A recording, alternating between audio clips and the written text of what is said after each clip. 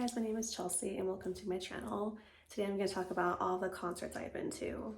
So I counted 28 of them. It's going to be a long video, but if you don't care about this part, I'm just going to be sharing about a memory from each one or something that I recall.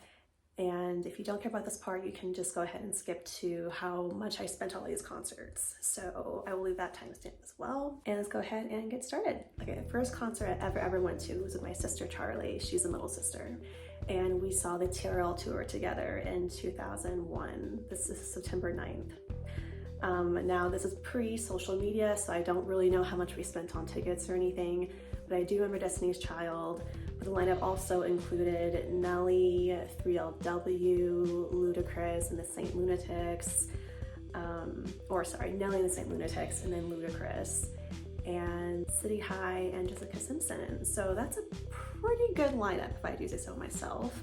And me and my sister saw the last show because unfortunately there was September 11th a couple days later, and then after that they canceled the rest of the shows. And this is at the Pepsi Center with the capacity about I think I saw 21,000 is the capacity for Pepsi Center. Now I will refer to it as Pepsi Center because it didn't change its name to Ball Arena until I think 2022.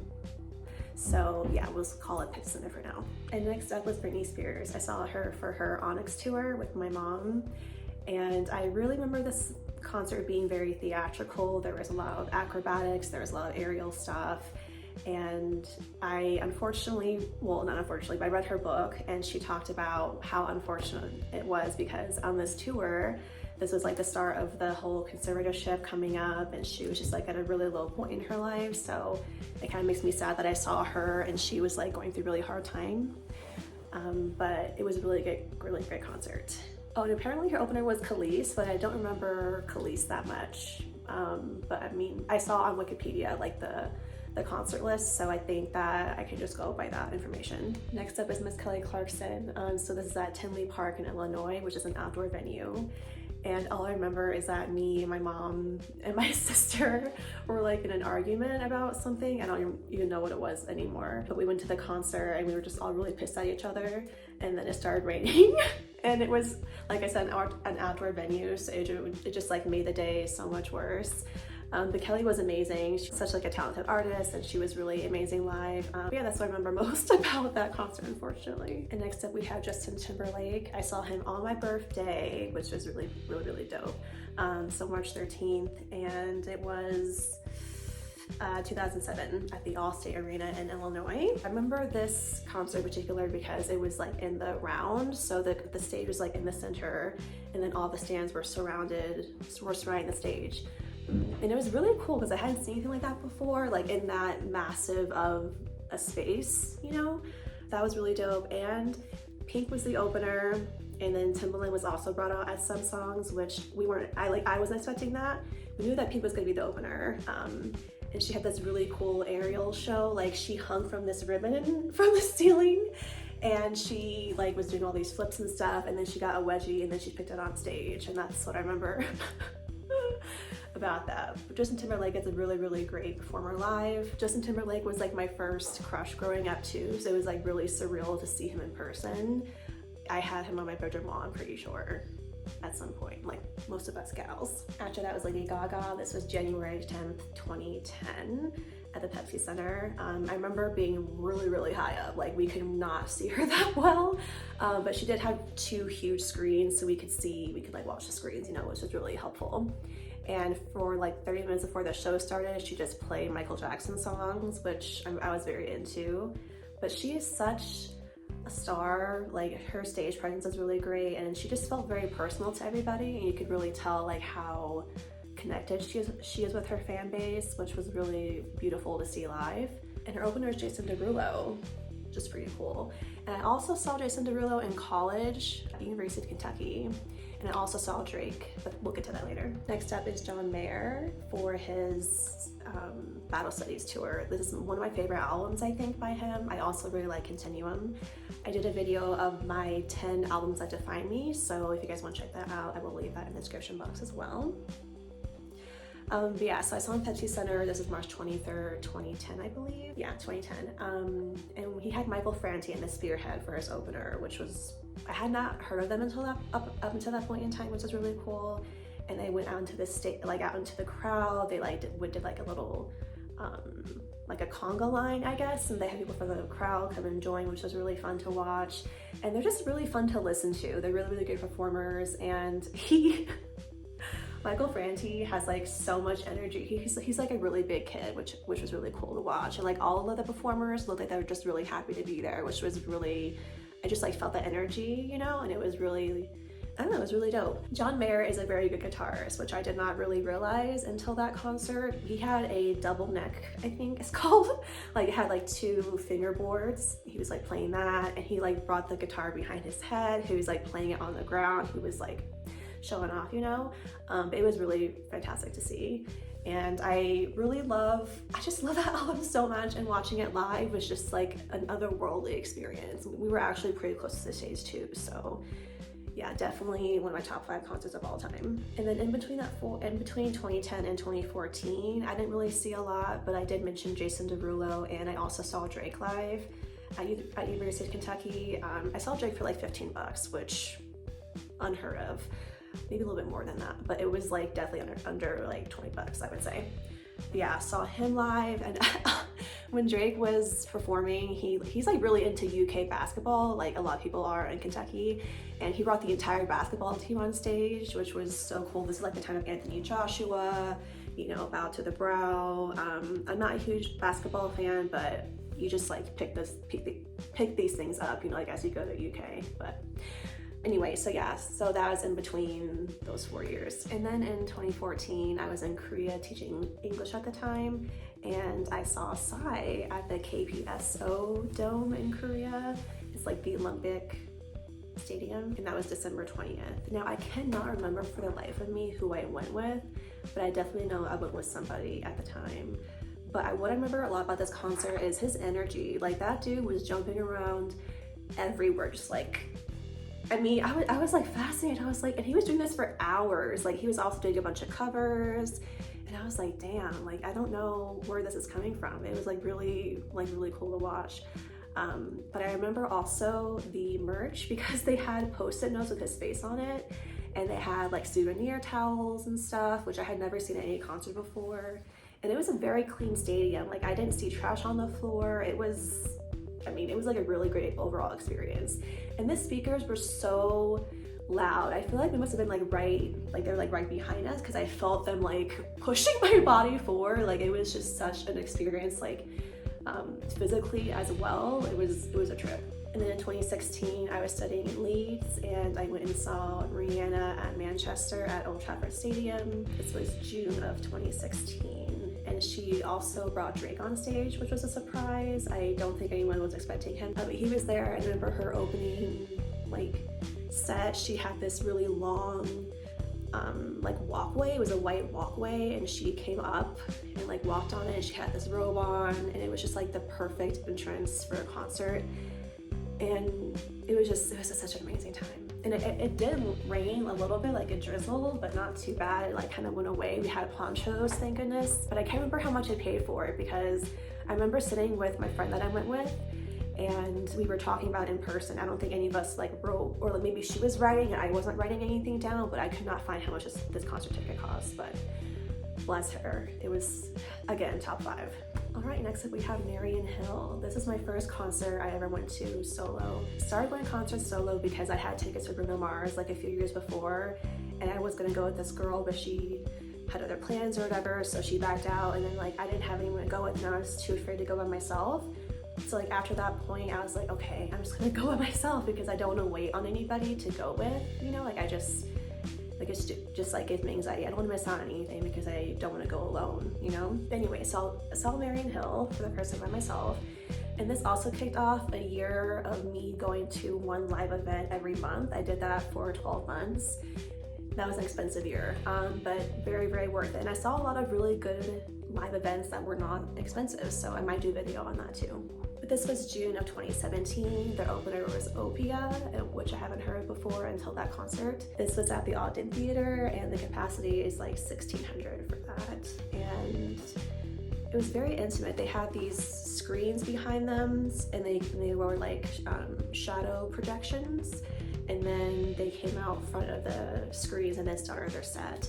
And the guy on like the synth or the keyboard, I don't really know instruments that well, but there's a guy there, he was really like into it. Like he was like, I don't know, he was just like really into it, and they were all just like emoting so much, and it was just like a very insular, like cozy experience. So next up I saw SZA. I know.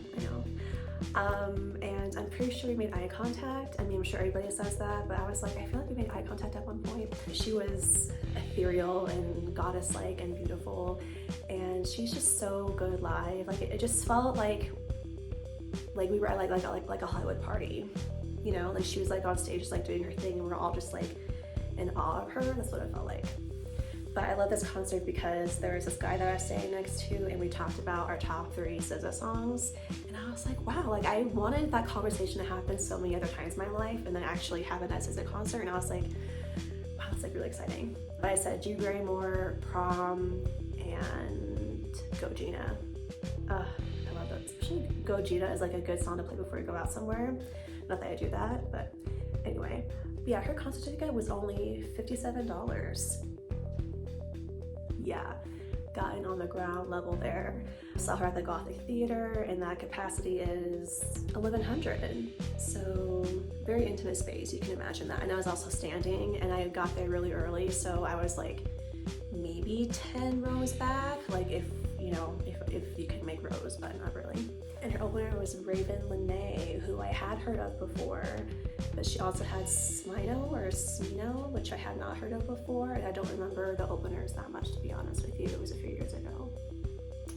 And then I saw Kesha in October of 2017 for her Rainbow Tour, and that ticket was only like, I think, $60. And I don't think she had opener either. But I really remember this concert because the crowd had such good energy. Like, everyone was just vibing, everyone just like was like on this high, you know? It was just, you could just feel it in the crowd. And I was always and I was also standing for this concert too. So that, I think that also just adds to just like being in a temporary community, you know? Because like, you know, when you're at a concert that the person you're standing next to, you already have that in common, that you love this music, that you share that together. So it was just like that like idea was just like amplified at that concert for Kesha, and I just had such a good time. Then I saw Lana Del Rey in January of 2018. Her opener was Jenny Aiko, and oh my gosh, she also had these huge screens behind her, but they were like jumbotron size, and she had like beach ambiance on there, and it just felt very like islandy, I guess, and like it was a huge venue that's at the Pepsi Center, so like you're next to a lot of warm bodies, you know, and it just felt really like warm and cozy, I guess. But she was amazing live. She also did a lot of like groundwork. You could see the cameras above her, and she's like on the ground moving around, which is like a really cool angle to see. And she had a really good mix of her songs, because, you know, she has a pretty big catalog, and it's hard to squeeze all that into a concert, but I feel like she picked a really good selection of songs. Next up, Miss Dua Lipa. This is my first time seeing her. I went with an ex, but for this video, I'll just say I went alone. So there were tiers to this theater. It was at the Ogden Theater. I saw her in May of 2018, and my ticket was only $50. And the opener was Tommy Genesis. I don't remember him that well at the moment. But yeah, anyway, so the theater was tiered, and so I was like on the bar, so I was like the first in that tier, and there was no one in front of me, which was really dope. And I also feel like she was just like, because the theater is like kind of tight-knit, you know? So I feel like everyone could like see her very well, and she has such a great stage presence. I was like, dang, like this girl is just like meant to be up there, you know? It was just like really cool to watch her in her element. Next up, I saw Billie Eilish at the Bluebird, and that capacity is like 500, so very close, very intimate.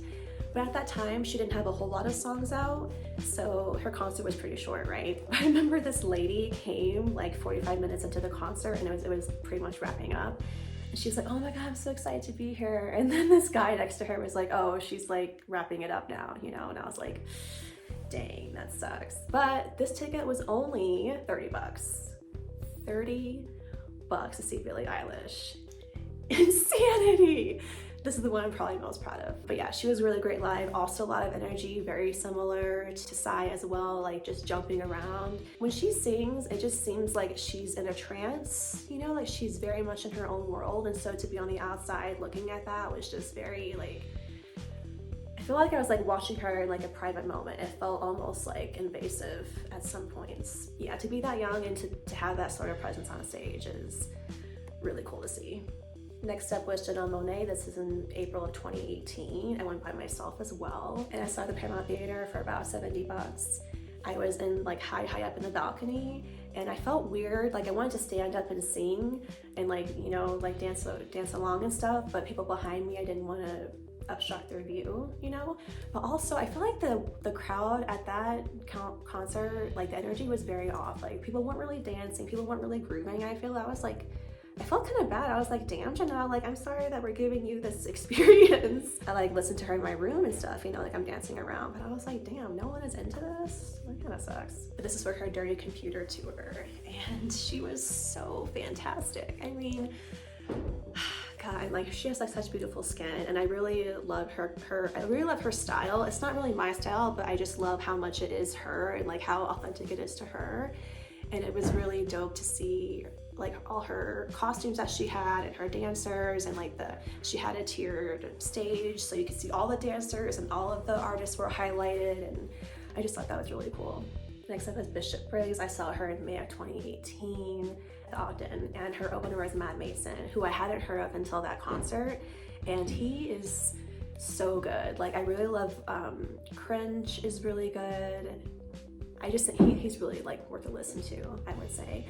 But Bishop Briggs, I feel like she's very underrated. She has a very like church choir umph to her voice, I would say, and seeing her live just made me fall in love with her voice even more. And I took a picture and posted on Instagram, and she liked the photo.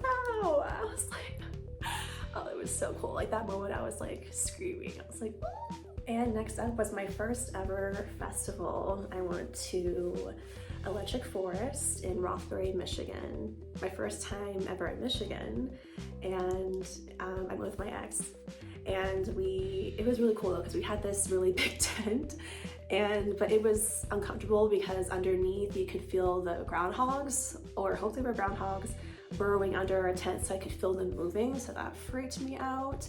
But yeah, I really adored it. That was my first, like I said, ever festival. So to have that be my first festival, I'm pretty proud of, because it's very big. Like the capacity is between 40 and 50,000 per year. And it really is in a forest. Like you walk in and like there's huge groves of trees, and they do a really good job decorating, like making it feel like you're out in the middle of nowhere. They had a candy store that was like a little tree hut that I went to every day to get candy from. And oh my gosh, okay, they had this ice cream that was vanilla, and then on top was buttered popcorn. I still had dreams about it. Like it was just so good. Anyway, who I saw. So Marshmallow was there. I saw 2 Feet.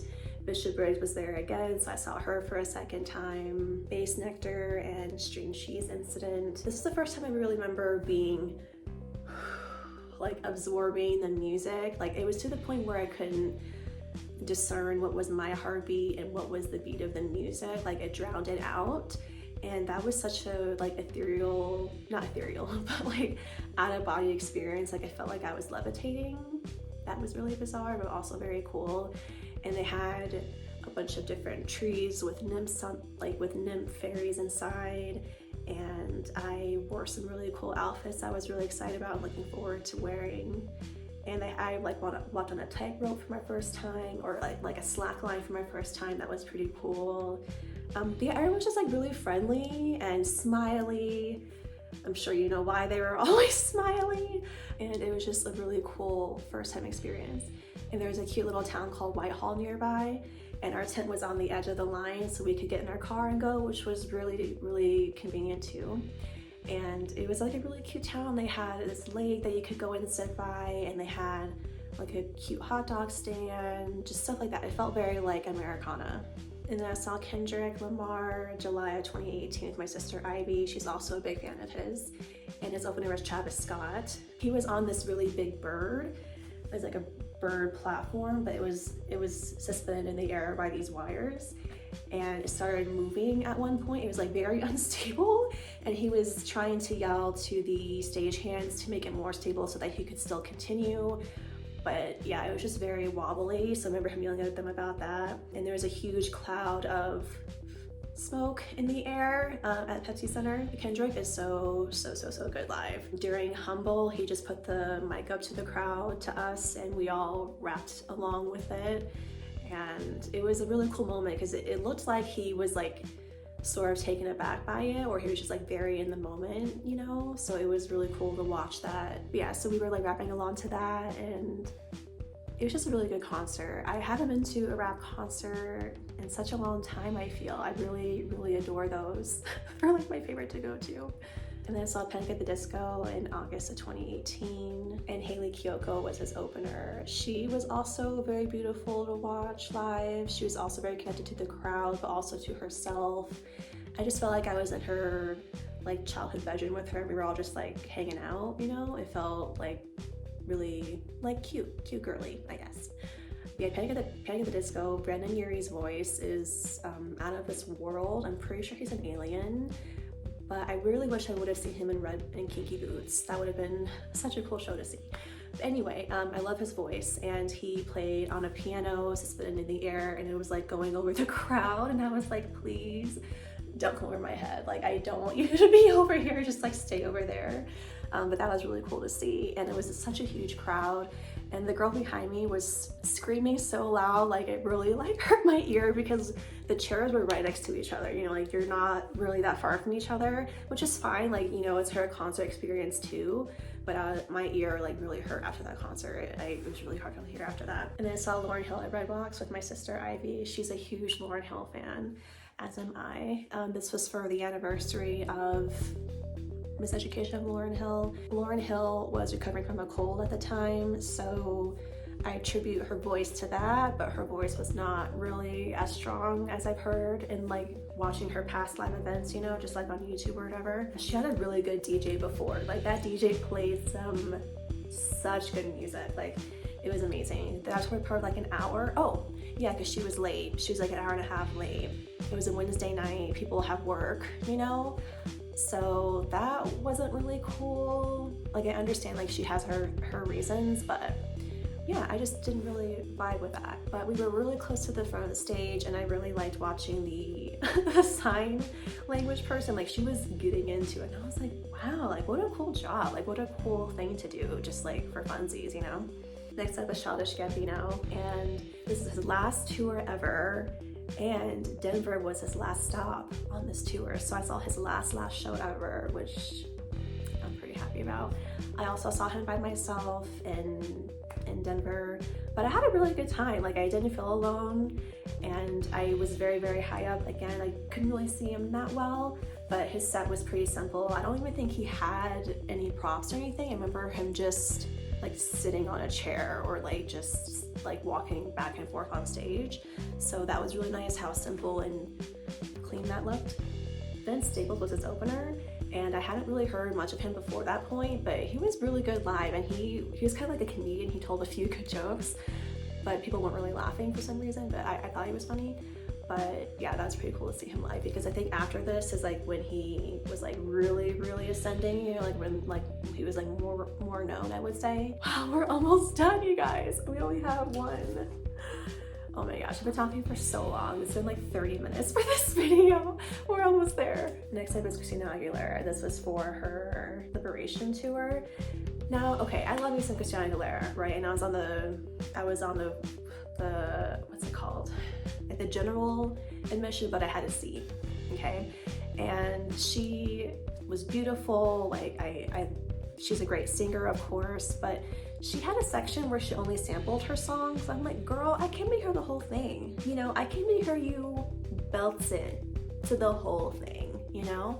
So that was kind of disappointing, but there was a proposal, so that was really cute to see. Next up, I saw Khalid in Miami with my sister and her friend Katie. I don't know why we saw it in Miami. I don't recall if he wasn't coming to Denver or if we just wanted to go to Miami. I don't really remember, but I had a really good time. I really love Miami. I'm actually dying to go back there. I love like the beach and then people like wearing their skimpy outfits, and the food is so good, and the music. It's just a vibey place, you know? But anyway, yeah. Saw Khalid, and his opener was Claro. I don't remember the opener that much though. But what I do remember is this couple that was dancing. Okay, so I was in the stands, and then there was the floor, but the floor didn't have seats, it was just standing. And there was this couple that was dancing, but they're definitely drunk, but they were like doing salsa and like whipping each other around, and it was just like, it was their show, you know what I'm saying? Like, no, I was watching them the whole time as they were dancing along to Khalid. But yeah, Khalid's set was also very simple. He didn't really have a whole lot of set. He just stood there or like sat on a chair as well. But his voice sounds just as amazing live as it does on his songs. So that was really beautiful to see. And then I saw Dua Lipa in 2022 again with Miss Megan Thee Stallion as her opener. I went with my sister. It was like our sister day time, and we went to Ball Arena. It's now Ball Arena, no longer Pepsi, unfortunately. But yeah, that was really such a cool concert. And their opener was Caroline Polachek, I think. I also don't remember. I don't remember the openers that much, especially if I don't know the music beforehand, you know? But yeah, they were amazing live. Dua sang for like 3 hours, and she was dancing, and she was like being flipped like in the air and stuff, and I was like, dang girl, like your stamina is amazing. I could not believe it. And Megan Thee Stallion, this is like when they had the Sweetest Pie, of course. But you know, I'm gonna say they did not really do well on Megan's merch. I was looking forward to getting a t-shirt, but I was like, no, like she deserves more than this. You know, like I could see through the shirt as it was on like the pop-up board, you know? I'm like, no, she deserves better quality than that, you know what I'm saying? But the concert was so good. They had such good chemistry. They came out and did Sweetest Pie together. It was in there like a lot of good costume changes. Like there's, oh my God, there's like this black leotard that Dua Lipa had. It was like mesh and see-through, kind of like a little Catwoman suit. She looked amazing. And Megan Thee Stallion too. Like, I don't know how she can talk that fast on stage and with all those lights and like not get super, super hot. You know, I was like, incredible. And then I went with Red Rocks. I went with my dad to Red Rocks to see Nelly and Ludacris and Fat Joe. That was so fun. I was dancing the entire time. All they had was bops. But you know what they didn't have? They didn't have merch. How can you not have merch? I'm a merch girly. You know, like I gotta have a t-shirt or like a poster or something. They had nothing, which is sad. But really good show. They all look like they haven't aged at all, and kind of like that they've like aged backwards. It's really bizarre. And Ludacris's fro in person is immaculate. It was a perfect circle. There was not a hair out of sight. It was beautiful to see. Nelly is such a great performer live. His skin is amazing. He was like also going back and forth, really like interacting with the crowd, and he was also interacting with the the sign language interpreter too. So yeah, that was a really fun concert. I really enjoyed that a lot. And it was like hot out too. Perfect weather. It was great. And then I saw Miss Alicia Keys with my sister Ivy as well. She's also a huge Alicia Keys fan. She actually cried, and I was like, Ivy, I'm so happy that you got to see her. This is like great, you know? But I did get pushed back because of COVID.